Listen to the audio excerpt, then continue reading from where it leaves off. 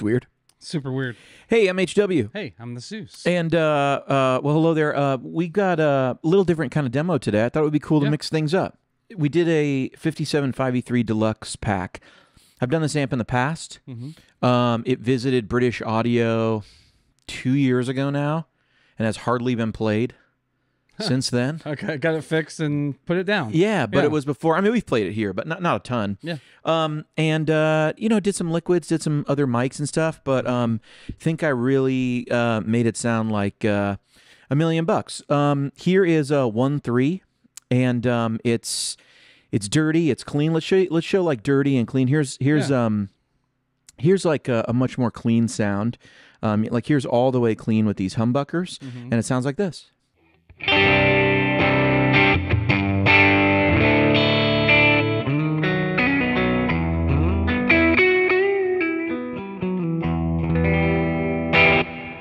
Beautiful.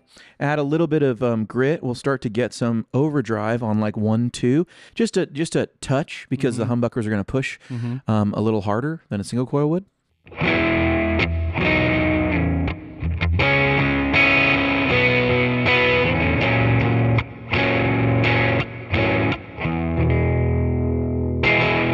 Yeah, and then kind of back to that sound at the top, 1.3, we are sufficiently overdriven.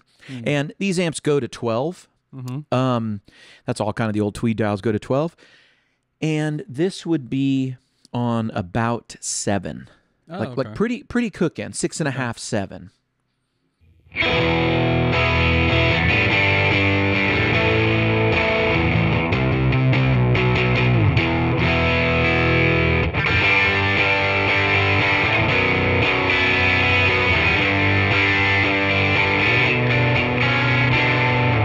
Yeah, it's a cool sound. Try to clean up the neck a little bit. See if the neck pickup will clean up a little bit, and then maybe flip onto the bridge.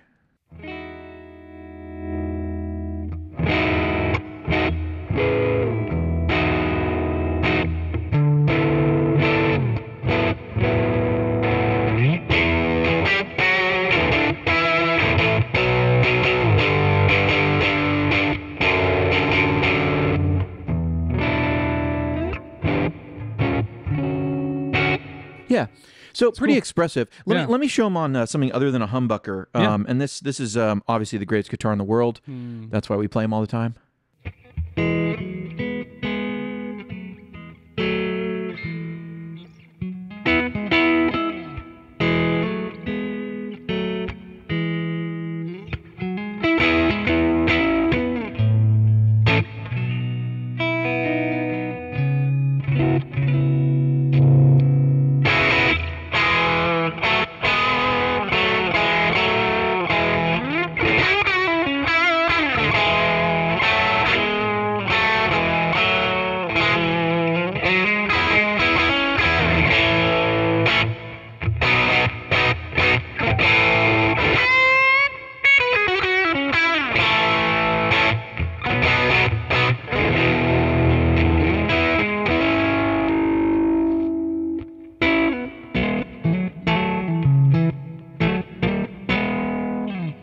You know, it's a sweet sound. It is a sweet sound. Nice little cleanup. I think that's what this little amp is good at. I was trying to figure out what's an amp like really excel at. What's it really good at? Yeah, it's not a wide sound. You know, the Tweed Deluxe is always very focused, and so because of that, it also being low wattage and having that focused sound, it's not the biggest, most expansive clean. You know, in that way, it's sort of like the opposite of a twin reverb.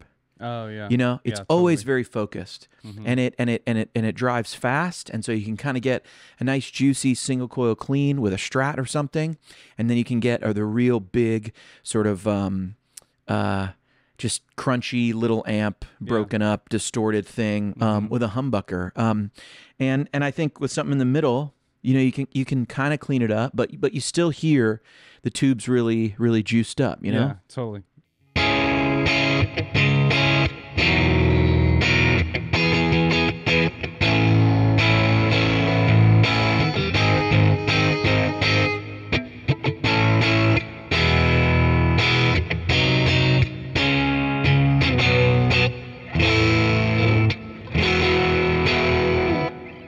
Yeah, beautiful, you know? Really chimey. And, Yeah. Almost like it was made for that. That's a 59 design. And this is a 57. They could have been played together. 57 amp. They could have been at that time. Could have been played together. I'm going to push over to channel 2 here. Actually, there's some brighter ones where I just up the tone. Okay. And funny thing about this amp, these like simple little circuit, if you up the tone, you get a good amount more gain. So I tried to compensate for that a little bit by lowering the gain, but you get a little more juiced up sound. And so here's B3. You can hear just like the tone is higher on the amp, same sound but higher tone.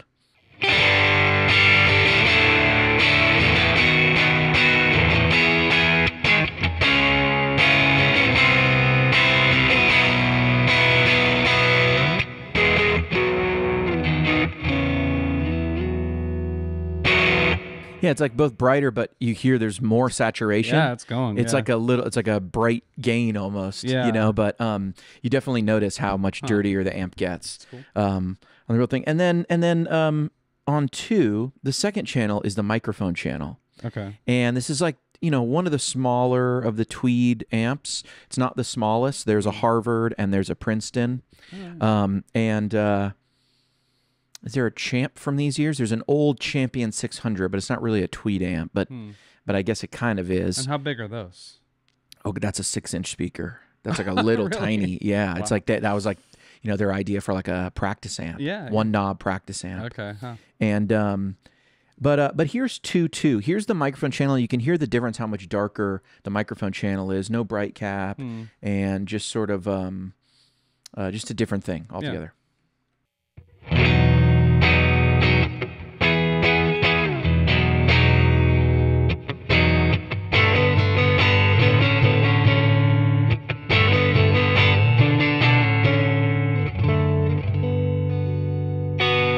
Yeah, try an in-between sound.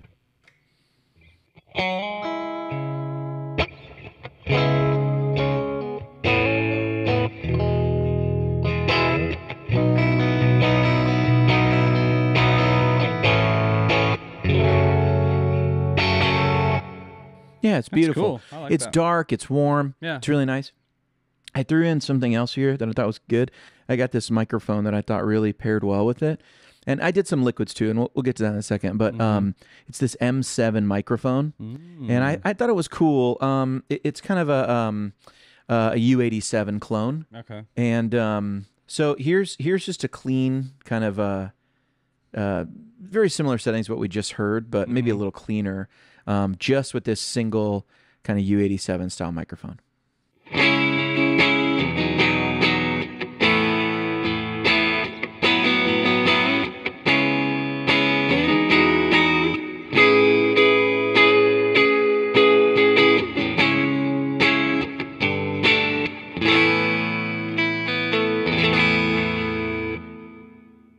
Just a cool flavor, a really cool flavor, I thought. And here's And what are the other mics like on 1.3? What yeah, are those all mics? these are. It's the FatHead, which gives it a lot of fatness, and then it's the 545. Okay. So kind of the same thing I used on the Bandmaster. Yeah, same kind of pretty typical pairing that I've been using a lot lately. Here's like a little bit of an overdriven sound. 3.4 on the gain. I just upped the gain a little bit, but it'll sound good.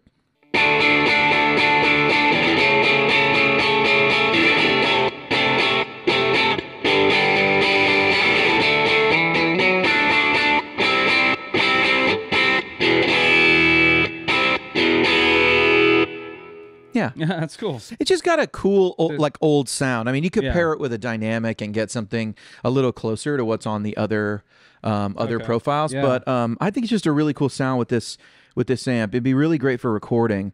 We did some liquids and a couple different options on the liquids. Here's the normal sort of mic pairing, the 545 and the FatHead. Okay. Here is just the 545 by itself. Ah, cool. And yeah, that should be pretty. That should be about 1.3-ish. You know. Okay. Listen to that.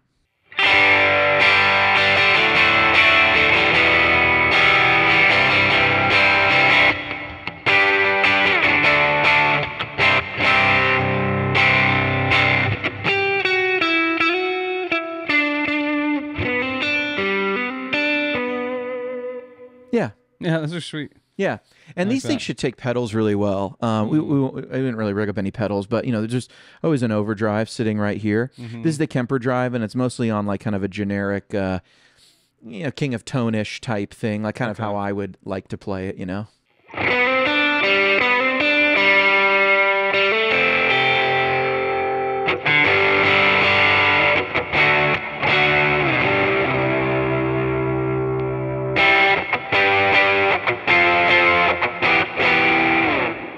Yeah. Yeah, pushing just like even more mids. Yeah, and more, mids, more just overdriven. Would pair really well with like another amp, like an AC30. Okay. Very famous player who pairs this amp with an AC30. Yes. His name's The Edge, and it's a good sound together. There's a lot of focus in the middle, and then you make your AC30 real bright. Totally. And, you get all the chiminess from there, or you could pair it with something even more scooped. Yeah, it feels like a better Fender amp to add to a Vox than like a Deluxe or that kind of thing. Yeah, Just kind of feels maybe closer to it, or I think focused is like the sound for sure. Yeah. I would pair it with anything that I felt like had more high end and less mids, or more bass. Just anything a little bit scooped or whatever. I would want to get more of that from like a different amp if I was going to pair it with something else. That's cool.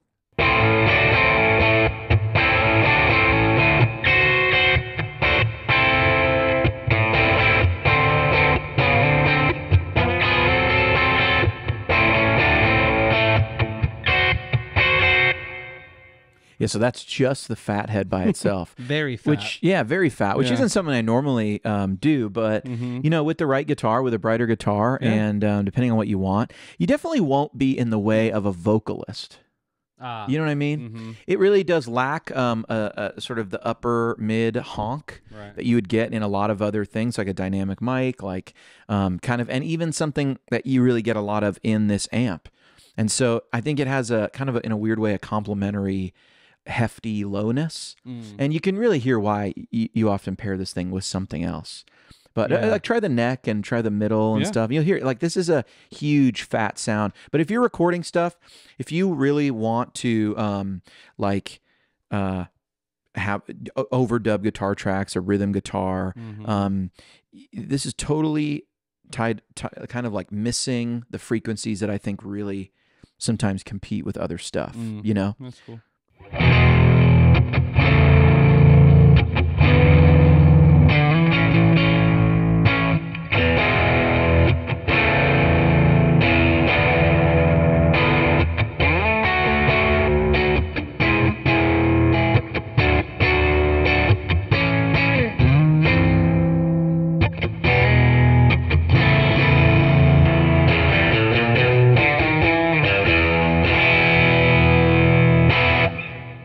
Just sounds, I don't know, to me it's like very natural, huge. It's big, yeah. It just kind of sounds like Door's hammer, without a lot of...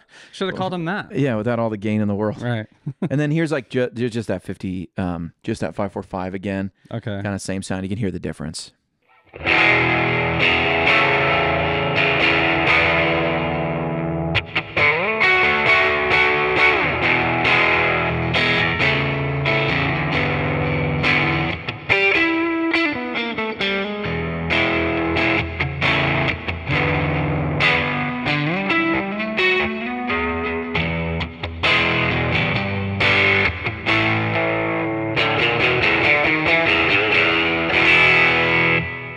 Yeah. Yeah, on the other end of the spectrum. Yeah. Just way on the other end. It makes it sound real small and stuff. Yeah, that's really cool. I thought here's both of these, like you play and I'll just bring you through like the mic channel liquid. Okay. And for this one we use the there is no 5E3 in here yet. So we use this we use the Bassman, and it sounds great. Okay. And for the model. Here we'll go to one. We'll go to one here, and it sounds a lot like the amp. If you don't touch these tone controls and you just use the gain, it's very similar. Okay. Jumping back and forth when I was doing it, it's very similar. Yeah. If you start touching the gain, you don't have a full tone stack on the real amp, but you have one here. Gotcha. Obviously, you can affect the sound in a lot of ways. Yeah. So And so what's the amp model you're on? Like a Bassman, like a bigger Tweed Bassman. Oh, okay. Like a so it's still a Tweed. It's not like generic. Yeah. So it's still same kind of era, but definitely different. That's cool. But why not? I honestly, dude, it sounded good. Yeah. So it is good. Why not? It is good, right? So go ahead. I'll bring you clean. Yeah. Clean to sort of mean.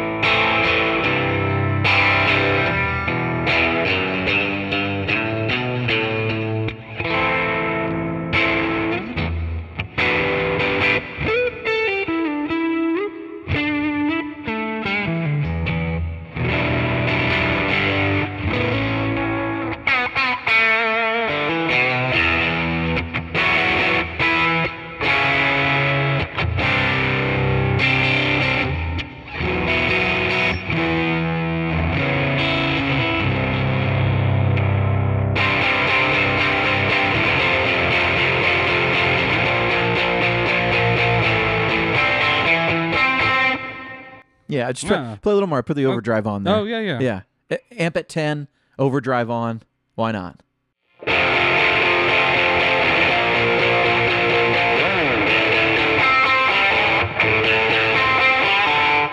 Yeah. That's awesome. You definitely would be heard in a mix with that sort of, mid-range. That's really wild. I don't usually play liquid profiles when someone's changing them. Yeah. But like as you were going through it, it almost felt like I was hitting all the numbers on all the things or whatever. And it was like, that was one profile. Like it's just really cool. Yeah. Just trying to bump it up clean to overdrive, which moves around with different guitars. Actually, that might be, I think, the real, to me, great thing about the liquid profiles is even if you're not using the exact correct model, you can still just easily go right to, you can use the gain on the Kemper too, no matter what. Yeah. But you can easily just go right to where this guitar sounds edge of breakup and dirty and whatever. Whereas sometimes, that's a great point. I'm approximating. Yeah. And with one guitar, what I call edge or what I think is overdriven is actually kind of less than you would expect because it's a lower output guitar. And with other guitars, it's going to drive it real fast, real quick. Yeah. I felt like when we had the Trini Lopez out, it's not only the pickups being hotter that drive it, but also the fact that this amp has a very focused mid-rangey sound and that the humbuckers aren't as bright and open as a single coil leads to a more focused sound, which even if it's not totally dirty, sounds just overdriven and small and focused. Whereas with the liquid, you can just get it wherever you get right the correct amount of gain. And sometimes that's a little less than number 2, and sometimes that's a little more. It's like 2.5. Yeah, exactly. Yeah. Like in between, and because I don't want to make, usually when I'm making these, I don't want to make profiles that are too close together. Right. Or so they're kind of redundant, you know? So how many are on the normal, like the one? Is it go up to 1.5 or is it 1.4 is the top? 4 is the top. 1, 2, 3, 4. Okay. And I put in like a tube screamer on some. Oh no, it goes to 5. Sorry, it goes to 5. Okay. And I put like a tube screamer. Like here's 4. Here's like 5 and a tube screamer. What tube screamer is that? It's the 9, the TS9. Oh, yeah. So an 886 TS9. Oh, cool. Sometimes I use an 808 from 81. Okay. But the 9 is a little brighter. Okay. And with this amp, the brightness is welcomed because it's already not always the most bright. Yeah. It's like a focus sound. So this is 1.4 TS? Yeah.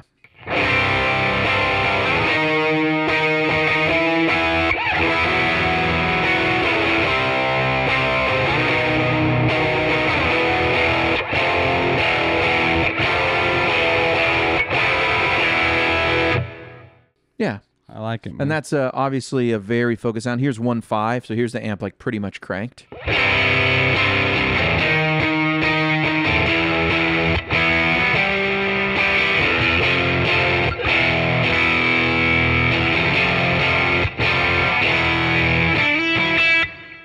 Yeah. it's awesome. You know what I mean? It sounds so good. It sounds huge. Yeah. And it's great. People might be noticing this is not that amp. Yes. HW got the wrong amp here. Don't. Well, the real amp it put the Kemper too low. Yeah. So I preferred to have it right here. There's a very practical reason for no other reason. Yeah, this is like that's why we did it. At least it's tweedy. Yeah. You know.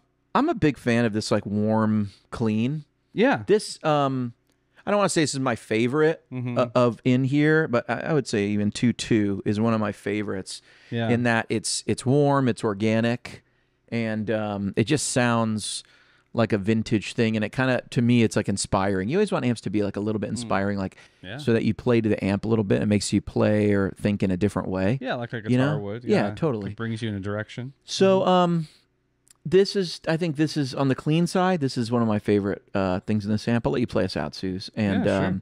This is available on Kemper and Tonex, Quad Cortex. It's out for a bunch of stuff, and I'm sure we'll get it for Helix next week or something. And yeah. I've been HW. I've been Suze.